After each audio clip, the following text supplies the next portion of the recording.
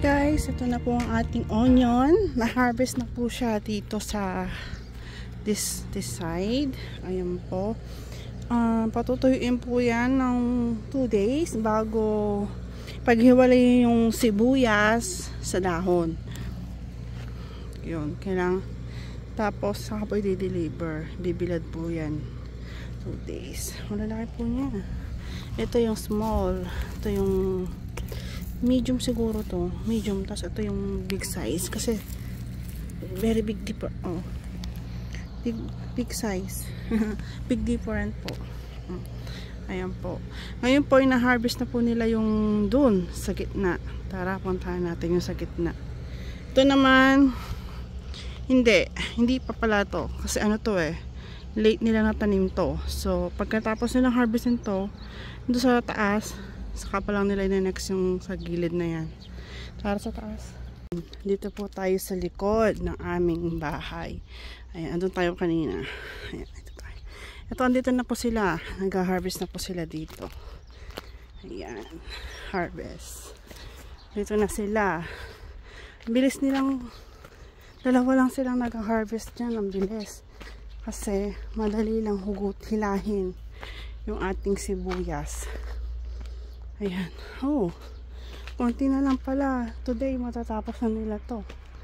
Kasi ito na lang po, oh. This size na, this side na lang. This side na lang yung hindi pa nila na-harvest. Ayan. Ito po, reject. Ba't nandiyan ka? Reject ba yan? O nalaglag ka lang? Ayan. Ganito po ang paghila. Hila lang. Ayan. Hila. Ulit. Diba? Ang bilis lang nilang hilahin. Saan pa ba yun?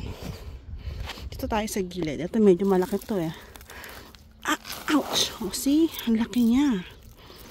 Ito, medium size. See? Ito tayo medyo malaki-laki to. Hindi, medium size. Ito, big size din. Okay. This one naman po, big. Kitang-kita naman. Halos kasi laki ng kamay ko. Charang! I think reject yan. Kasi sobrang green pa niya. Ito po yung good. Yan. Yung konti na lang yung ganito. Ayan. Hila-hila tayo. Hila-hila. Ganun. Diba? Ang bilis. Oh, medium. Medium. Ito small. Small. Ito din small.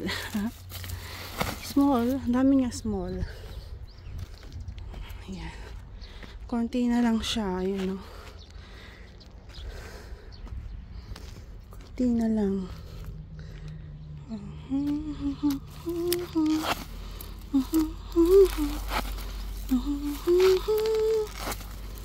Ayan. Ayan po ang ating farm.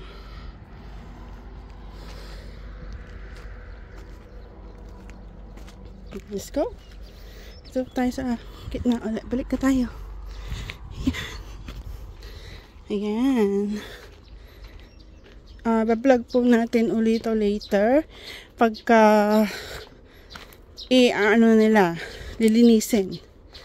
Ayan. Ito po reject. Reject. See? Ganyan yung tsura ng reject. Bulok. Gosh. Ayan. Ang daming sibuyas.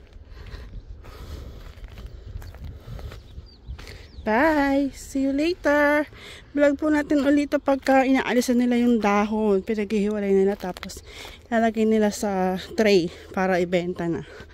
Bye-bye!